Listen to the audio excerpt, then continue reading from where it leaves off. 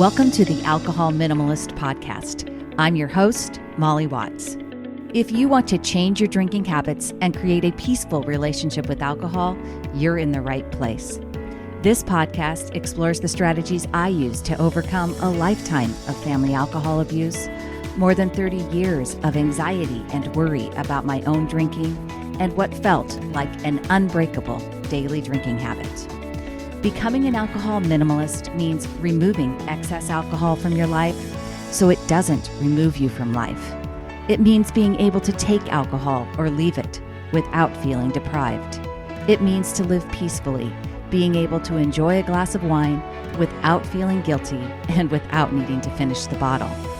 With science on our side, we'll shatter your past patterns and eliminate your excuses. Changing your relationship with alcohol is possible. I'm here to help you do it. Let's start now. Well, hello and welcome or welcome back to the Alcohol Minimalist Podcast with me, your host, Molly Watts, coming to you from, we're going with an improving Oregon. It's improving around here. It's been pretty rainy, but I am looking ahead and I see less rain and more sunshine headed to me this week of Thanksgiving and especially on Thanksgiving Day. So I am looking forward to that. How are you? How is it going? Welcome back. And this week's episode is something that's very personal. I know that many of you, I'm sure, can relate to it because grief is something that every human being experiences at some point in our lives. We all face loss. And that's really what this episode is all about. I'm just titling it Alcohol and Grief. That actually harkens back to a series that I used to do called Alcohol and there's literally playlists. There's playlists, I think, in Spotify and YouTube for Alcohol and. If you just go into your podcast player and into the show and search episodes alcohol and then the ampersand sign, alcohol and, you will find a whole bunch of episodes dedicated to different topics. I'm no longer doing or adding to those alcohol and conversations, but this one sort of is. It's alcohol and grief.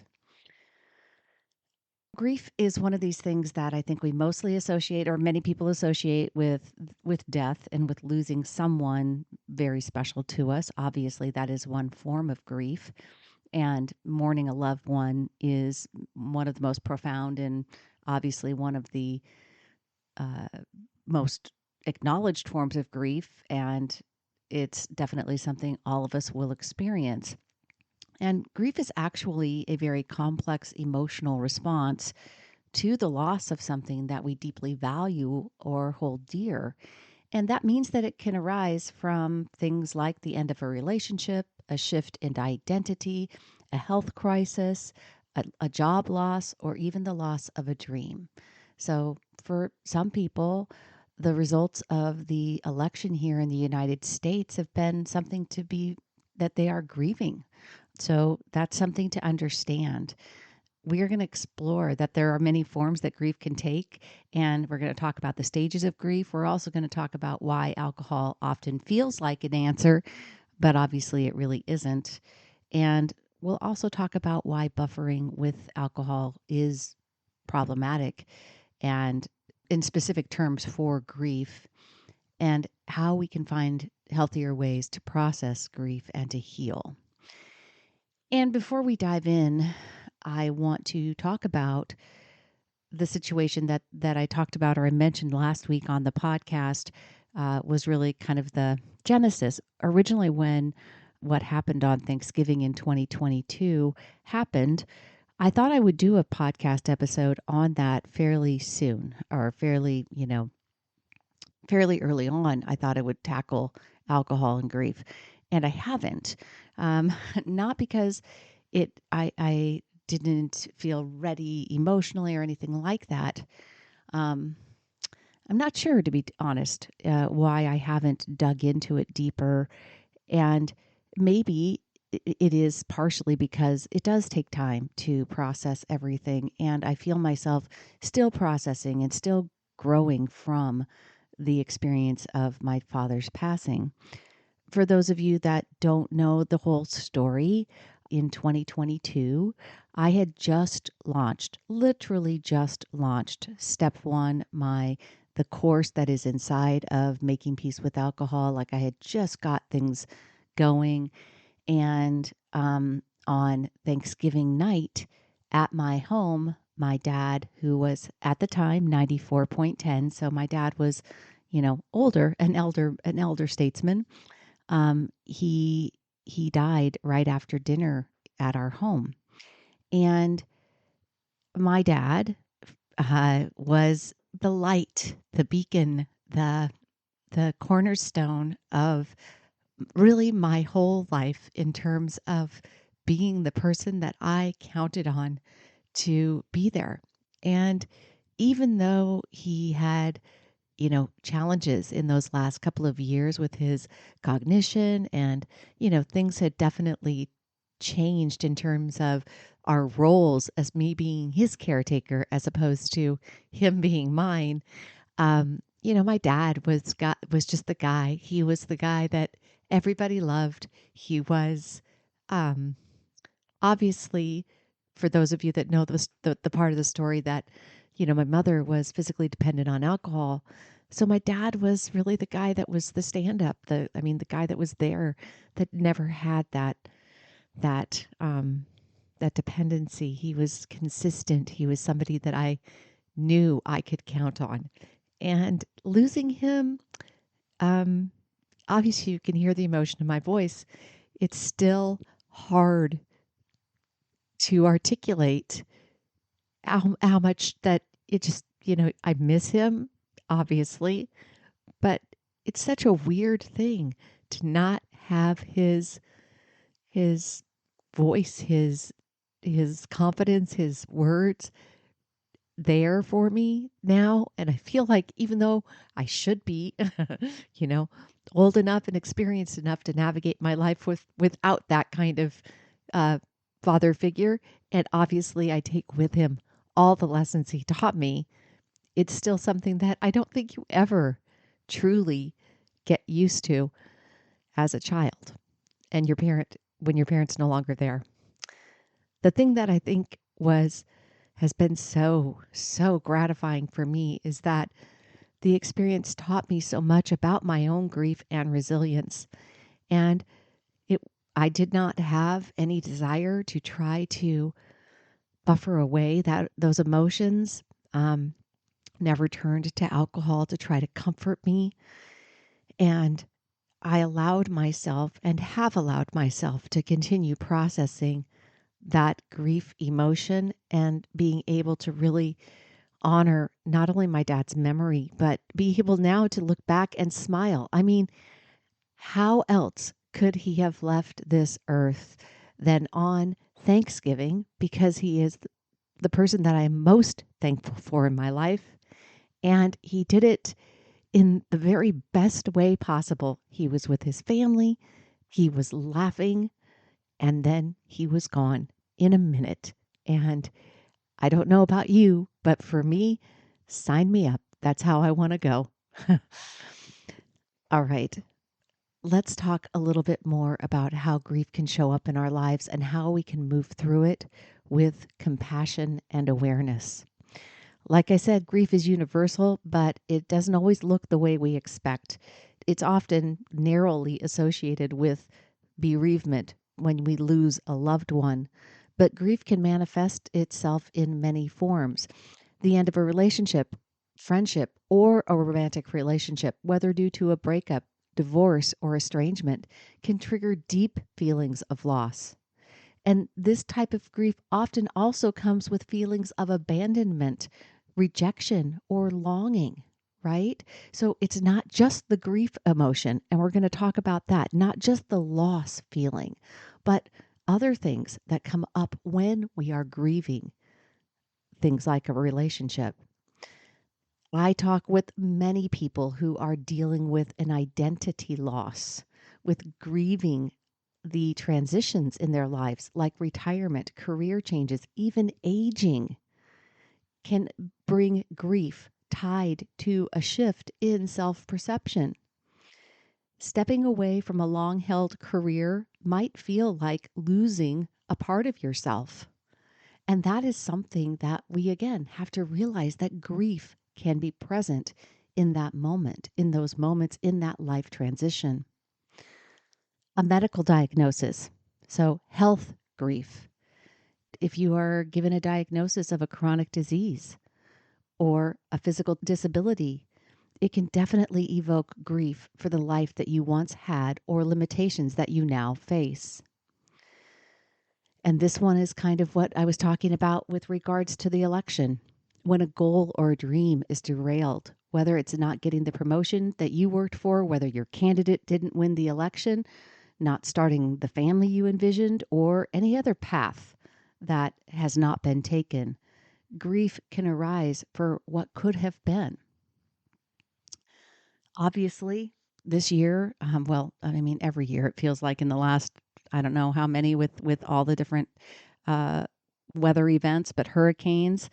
There's material loss and grief, right? Losing a home, a job, financial stability can bring profound grief, especially when those feelings or losses are tied to feelings of security or identity.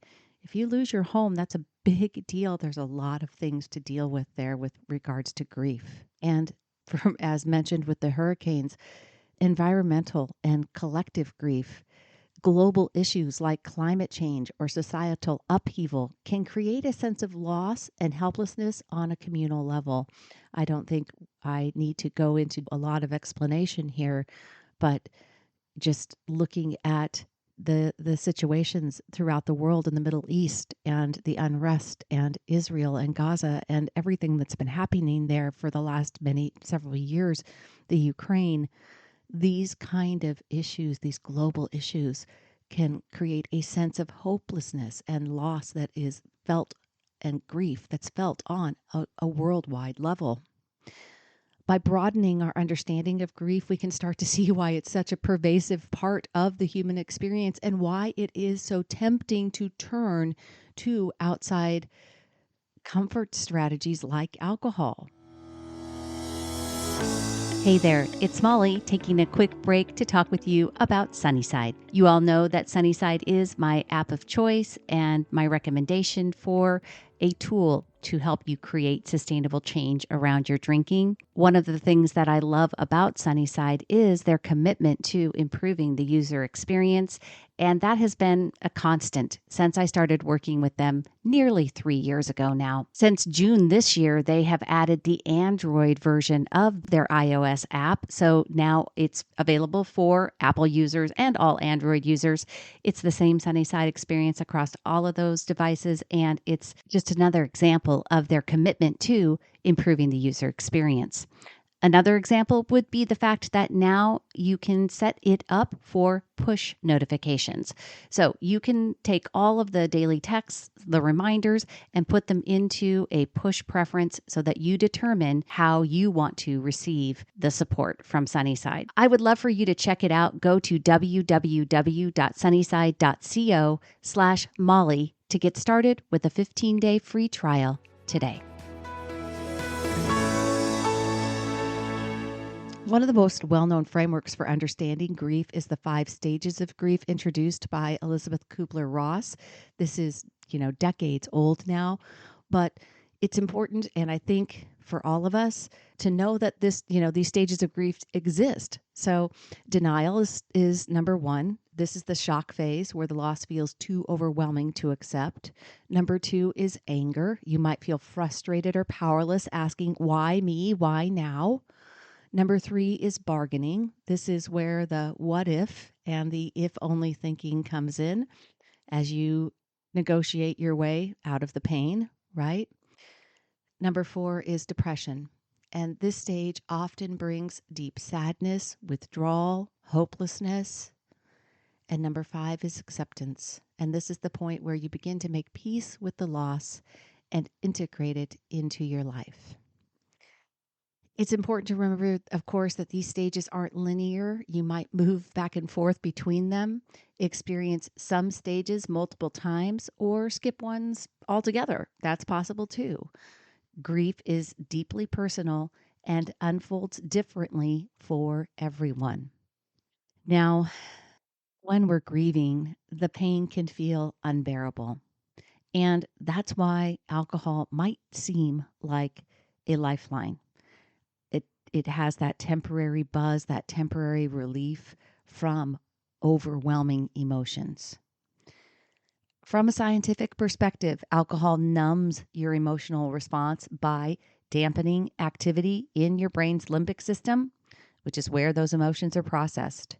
It also provides that brief dopamine boost, which can create a very fleeting sense of calm or happiness. But of course, the catch is that alcohol doesn't actually process your grief, it just pauses it. And studies show that using substances like alcohol to cope with grief actually prolongs emotional distress. Instead of moving through the natural stages of grief, you can get stuck in cycles of avoidance. Research in the Journal of Affective Disorders shows that alcohol exacerbates feelings of depression, and it makes the lows even lower after those initial effects wear off. When you combine that with disrupted sleep, which we know happens, which is already often a struggle during grief, is disrupted sleep. You combine that with the disruption from alcohol, and you can have a recipe for prolonged emotional pain. And beyond delaying that emotional processing, alcohol creates several challenges for navigating grief. The first one we'll just call emotional stagnation. Instead of moving forward, alcohol keeps you stuck in unresolved grief.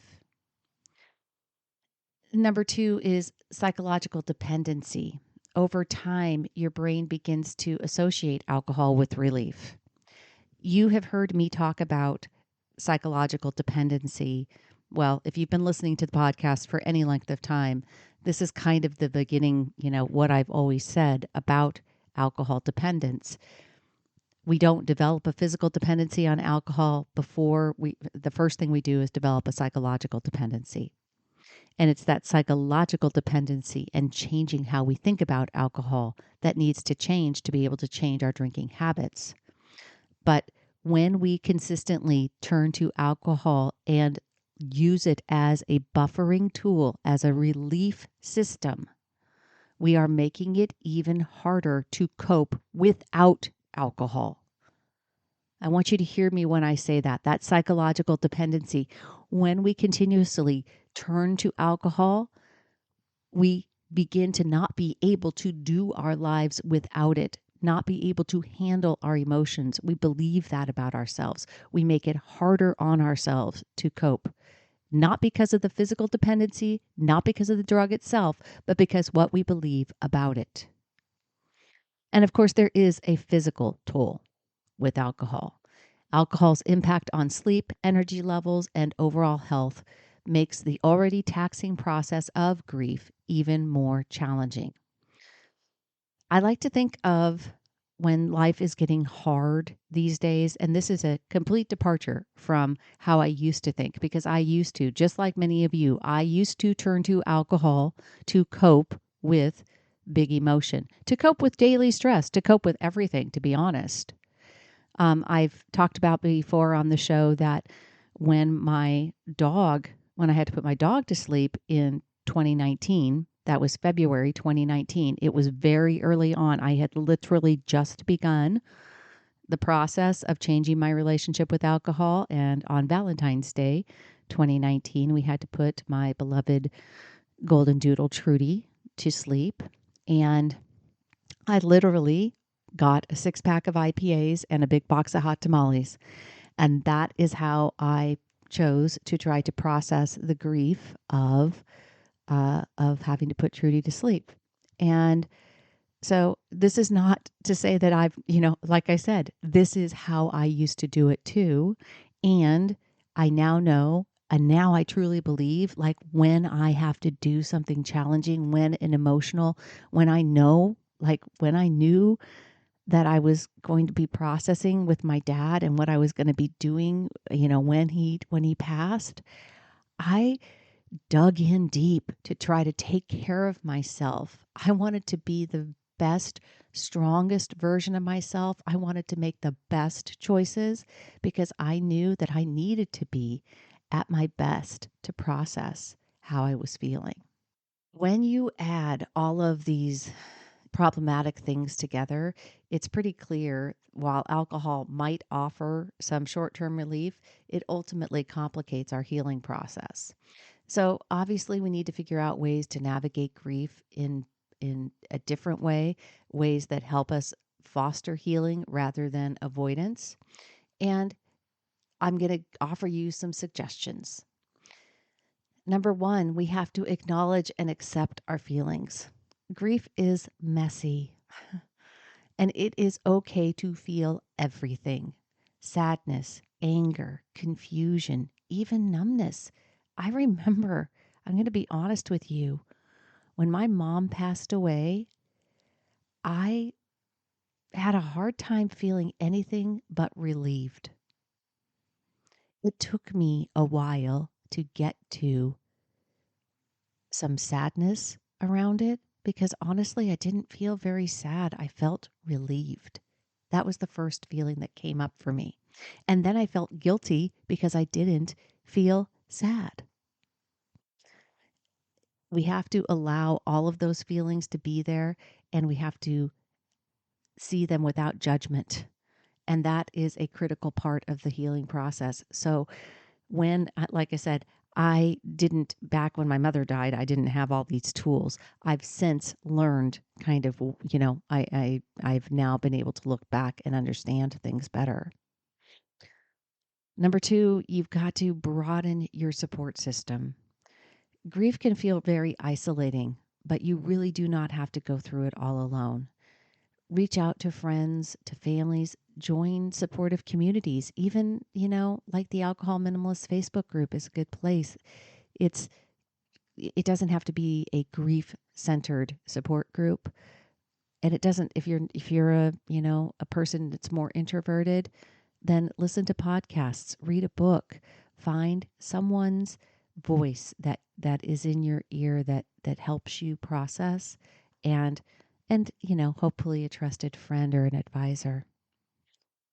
Number three, create healing rituals. Rituals like lighting a candle, writing letters to what you've lost, or creating a memory box can help you process your grief in a tangible way. We actually created a little, I don't know, area in our house that is now kind of a monument, I guess, or a little spot that has a lot of my dad's things in it. And I also have a photograph of his apartment that we had for him when he was, his in the senior living center.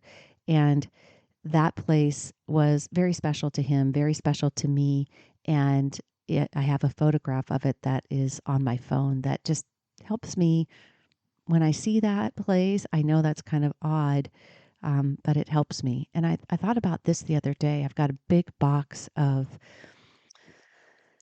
photographs underneath my bed that are from my parents' house. And I was thinking the other day, I haven't gone through that box in a really long time, and I'm going to prior to Thanksgiving this week because I want to remember. I am like starting to feel like I don't remember my dad at younger ages. And I remember him very vividly in his final years because I was with him so much. But I'm thinking I don't remember some of those younger pictures. And I want to. I want to go through those. So number four, you got to focus on your physical health. I just kind of said it. You got to nourish your body with good food, hydration, movement. These small acts of self-care can make a big difference in your resilience. And I do understand, folks, that sometimes that's not easy. So meet yourself where you're at, start small, big, small steps lead to big wins. And that includes different forms of self-care. Do not force yourself into going out for a 3-mile run. You can just take a walk. You can take it slow, but focus on what you can do to help yourself feel better. And lastly, seek professional help. If grief feels overwhelming or complicated, consider working with a therapist. If your grief is tied to alcohol use, please reach out to a coach, whether it's myself or other programs. If you feel like your alcohol use is ticking up, then seek professional help. Grief is one of the hardest things we face as human beings, but it's also one of the most profound. It reminds us of the depth of our connections, the value of our dreams, and the meaning that we find in our lives. If you're grieving, know that it is okay to not have all the answers. Healing takes time. Be patient with yourself and remember that you do not have to navigate this alone. There are lots of communities, and I will put them in my show notes, that are focused on grief, like Grief Share, the Dougie Center, and What's Your Grief, who can offer additional support. I really want to thank you for joining me today. If this episode has resonated with you, please share it with someone who might need to hear it. And as always, until next time, choose peace, my friends. For my American listeners, have a very, very happy Thanksgiving. And I will see you on Thursday, Thanksgiving Day, with Think Thursday. Take care, everybody. Hey, thanks for listening to the Alcohol Minimalist Podcast.